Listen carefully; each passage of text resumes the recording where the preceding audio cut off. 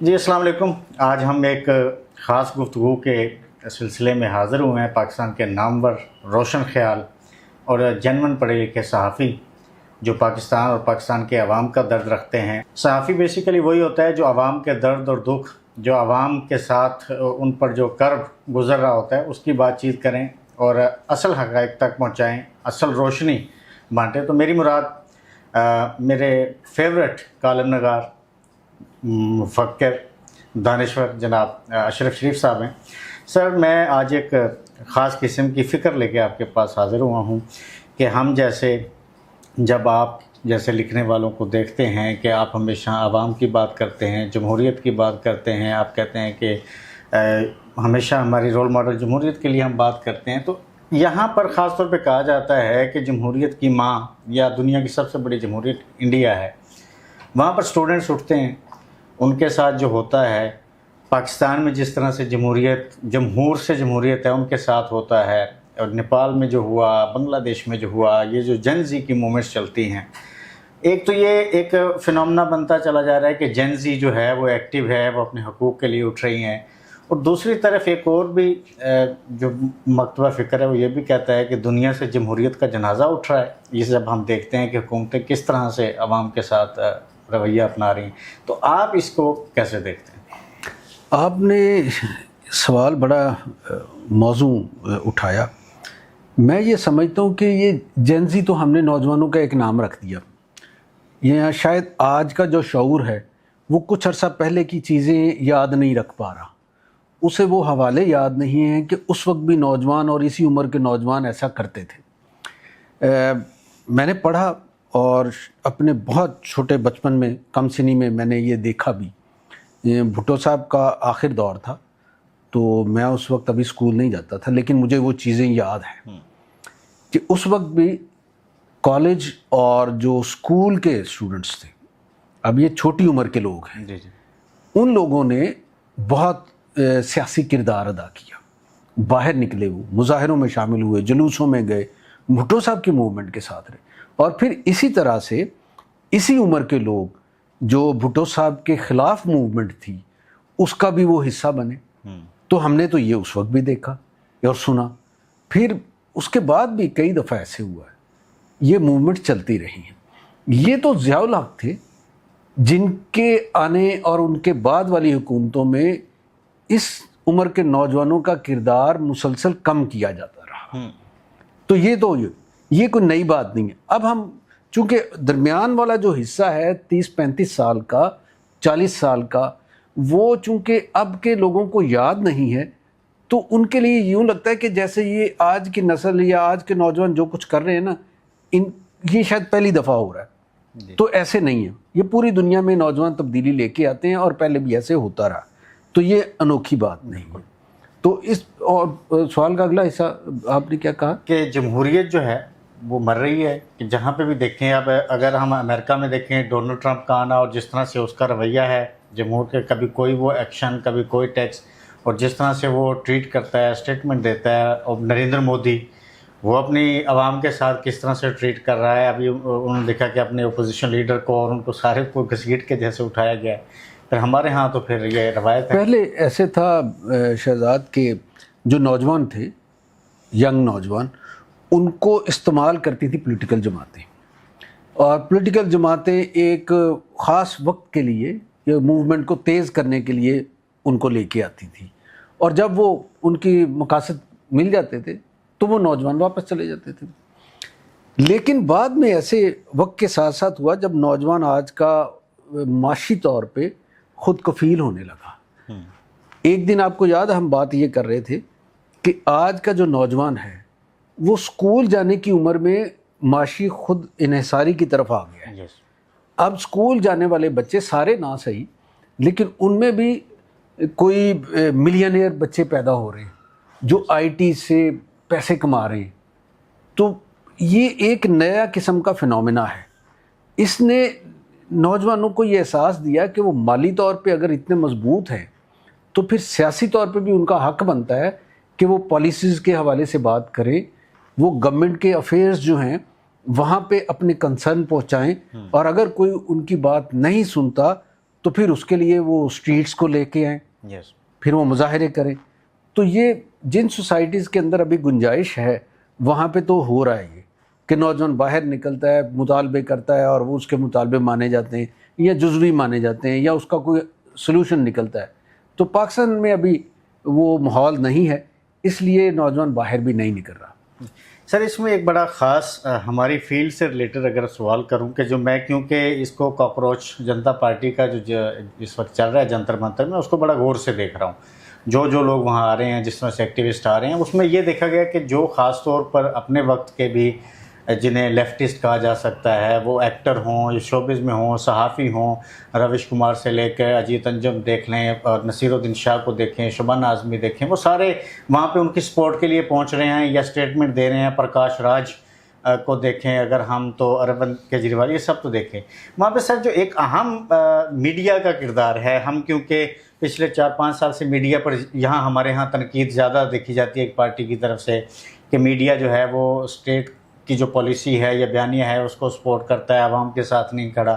وہاں پر بھی یہ دیکھا ہے کہ میڈیا کے خلاف جو وہاں پہ نوجوان تھے وہ فل, یہ جسے آپ کہتے ہیں کہ غصے میں, اور ان کے خلاف نعرے لگے, کیونکہ پورا 20 دن جو ہیں ان کی وہ سپورٹ کے لیے یا کور کرنے نہیں آئے. جب وہ آئے ہیں تو ان کے خلاف گودی میڈیا اور جس طرح کی نعرے بازی ہوئی ہے, اور پھر یہاں پہ جس طرح ہوئی ہے.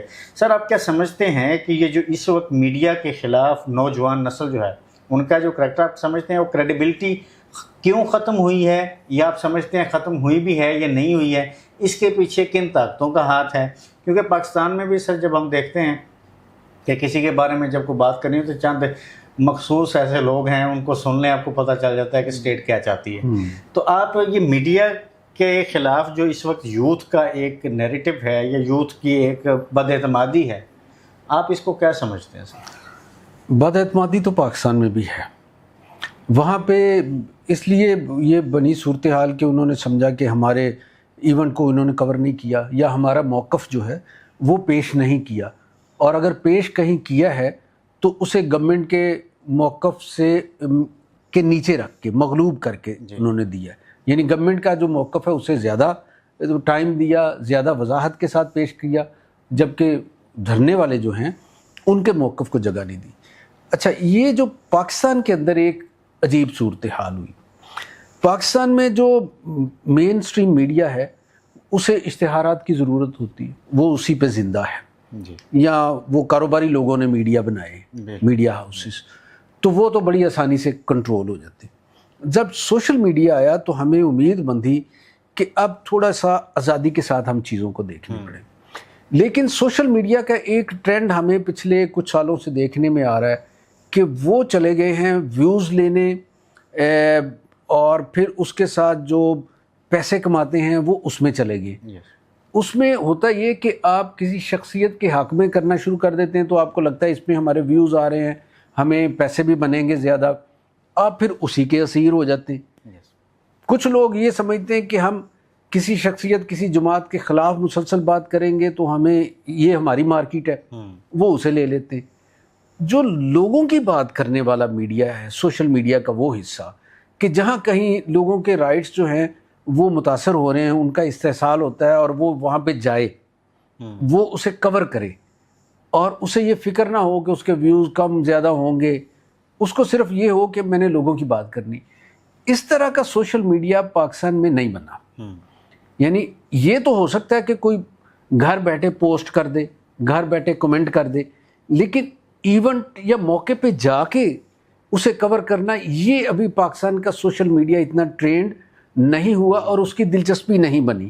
میں سمجھتا ہوں کہ جب پاکستان میں کوئی 200-300 لوگ سوشل میڈیا کے ایسے پیدا ہو گئے کہ کہیں پہ بھی کوئی واقعہ ہو وہ سارے 200-300 لوگ پہنچیں اور اپنے اپنے اکاؤنٹ سے اسے شیئر کریں پرو پیپل ہو کے, تو پھر آپ دیکھیں گے کہ اس کے امپیکٹ اور طرح سے آئیں گے. پھر پورا مین سٹریم میڈیا, پھر پاکٹ میڈیا, وہ سارے ایک طرف ہو جائیں گے, اور یہ 100-200 جو لوگ ہیں یہ آپ سمجھ لیں کہ ایک طرف ہوں گے اور ان کا وزن زیادہ ہو جائے گا. تو یہ ایک فرق ہے.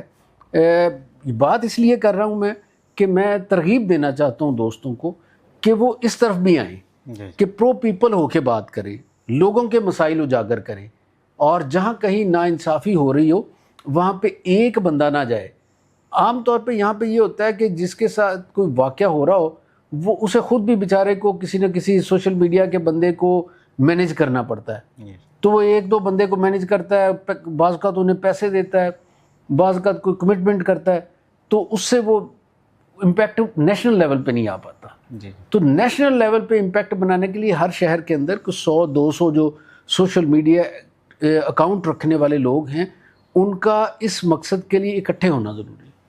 سر ہم کچھ سینئر صحافیوں کے ساتھ بیٹھتے ہیں خاص طور پہ جو جہاں پہ انڈیا میں کوئی تھوڑی سی چنگاری لگتی ہے تو وہ خاص طور پہ وہ کہیں یا نہ کہیں, خیر یہ تو ایک حکومتوں کا طاقت کا ایک رویہ ہوتا ہے کہ وہ اپنے خلاف اٹھنے والی آواز پر ہمیشہ جو کہتے ہیں کہ یہ انڈیا والے کہیں گے پاکستان اس کے پیچھے ہے, یہ دہشت گرد ہیں, یہ فلاں ہیں. ہمارے ہاں بھی جیسے اب کشمیر میں ہو رہا ہے, بلوچستان میں ہو رہا ہے, سر وہ ساری ڈیفینیٹلی کہیں نہ کہیں ہم کہہ سکتے ہیں کچھ طاقتیں ہوتی ہیں, لیکن ہمارے ہاں ایک عمومی رویہ بن چکا ہے کہ جو انڈیا میں بھی ہو رہا ہے وہ پاکستان کروا رہا ہے. ہمارے اپنے صحافی کچھ جب ہم گفتگو کرتے ہیں وہ بتاتے ہوئے نظر آتے ہیں کہ نہیں جی وہ جو جنتر منتر پہ ہو رہا ہے وہ ہم کروا رہے ہیں, یہاں پہ جو ہوتا ہے ہم وہ انڈیا کے کھاتے میں ڈال دیتے ہیں.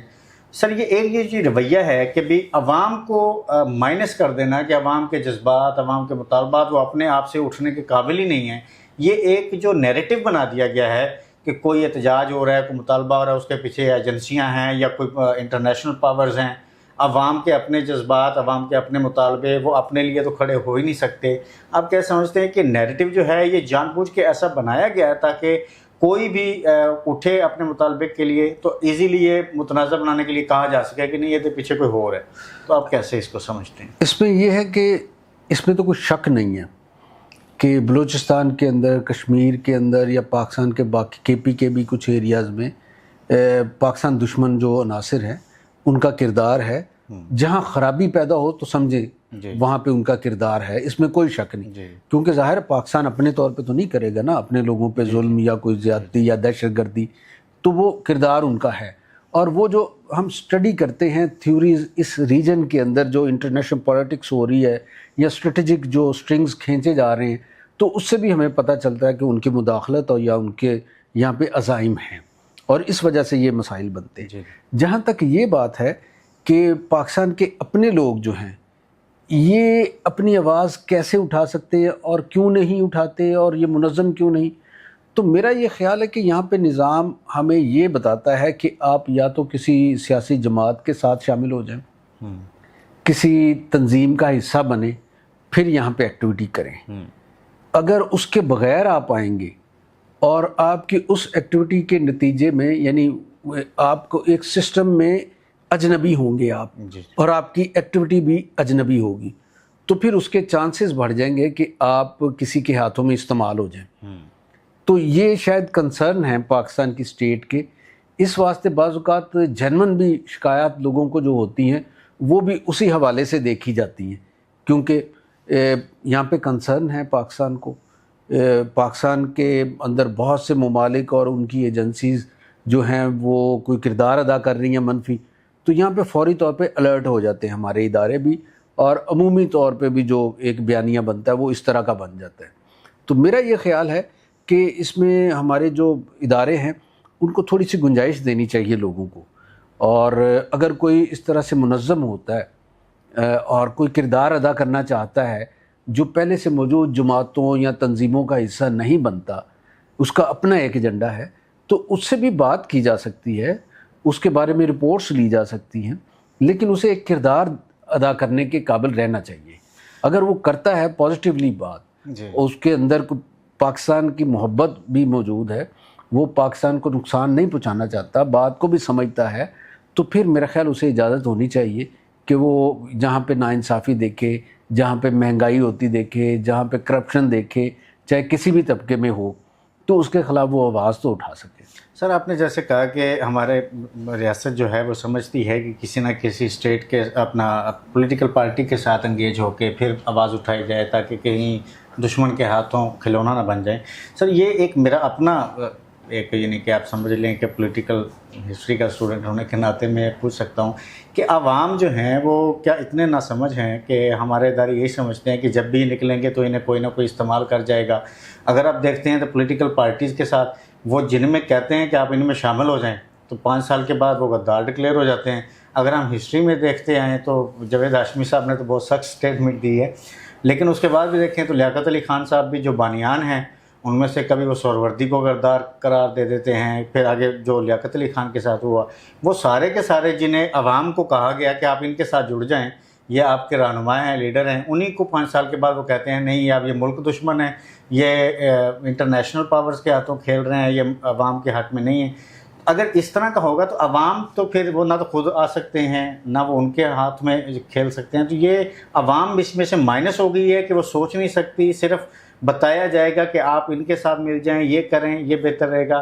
کیا عوام کو اپنے آپ سے چلنے کا کوئی ایسی نہیں سمجھ؟ میرا خیال ہے یہ والی اس میں گنجائش عوام کو دینی چاہیے. میں یہ سمجھتا ہوں کہ آپ سوسائٹی کو اگر جمہوری رکھنا چاہتے ہیں تو پھر اسے تھوڑا سا کھلا بھی رکھنا پڑے گا آپ کو. کوئی نیریٹو اس طرح کا جو نیریٹو ہے یہ پھر اثر کھو دے گا اپنا، یعنی وہ لوگوں پہ پھر آ جائے گا کہ کیا اس سوسائٹی کے اندر، اس نظام کے اندر کوئی بھی قابل اعتبار نہیں ہے. تو پھر قابل اعتبار کون ہے یہ بھی سوال ہوگا. تو میرا یہ خیال ہے کہ یہ ایک بری مثال ہے کہ پاکستان جب سے بنا اس وقت سے ہم ہر لیڈر کو دیکھتے ہیں کہ وہ پہلے محب وطن ہوتا ہے اور بعد میں وہ غدار کی سرٹیفکیٹ بھی اسے مل جاتے ہیں. تو یہ نہیں ہونا چاہیے. جو پاکستان کے کسی بھی اعلیٰ عہدے کے لیے آتا ہے یا ایک دفعہ منتخب ہو جاتا ہے یا وہ عہدہ سنبھال لیتا ہے کسی بھی طریقے سے، تو اس وقت کے جو ادارے ہوتے ہیں ان کے پاس ظاہر ہے اس کی پوری انٹیلیجنس ہوتی ہے. وہ انٹیلیجنس رپورٹس کی بنا پہ اس کی سیکیورٹی کلیئر ہوتی ہے، پھر جا کے وہ اپنا عہدہ سنبھالتا ہے.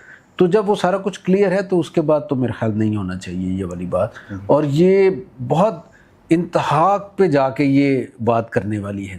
ہمارے ہاں یہ روایت بن گئی ہے سوسائٹی کے اندر. دیکھیں یہ روایت کیسے آئی ہے، میں یہ سمجھتا ہوں کہ جس طرح سے کچھ ایسے لوگ ہیں جو بڑی آسانی کے ساتھ دوسرے مسلمان پہ کفر کے فتوے لگا دیتے ہیں، یہ بھی اسی طرح کا ایک رویہ ہے.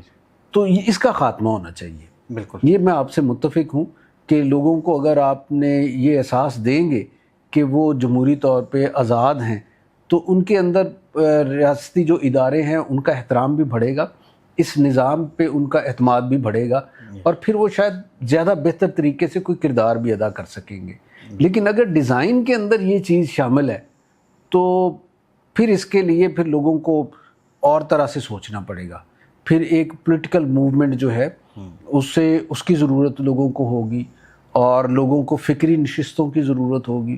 پھر لوگوں کو ضرورت ہوگی کہ ڈائلاگ کے ذریعے سے جو ایسے لوگ، شخصیات یا ادارے ہیں جن کا زیادہ کنٹرول ہے ان سے بات کریں، ان تک اپنے کنسرن پہنچائیں کہ اس وجہ سے یہ مسائل آ رہے. اور میرے خیال وہ سب سے اچھا جو پلیٹ فارم بنتا ہے وہ پارلیمنٹ ہے. بالکل. تو پارلیمنٹ کے اندر یہ بات ہونی چاہیے.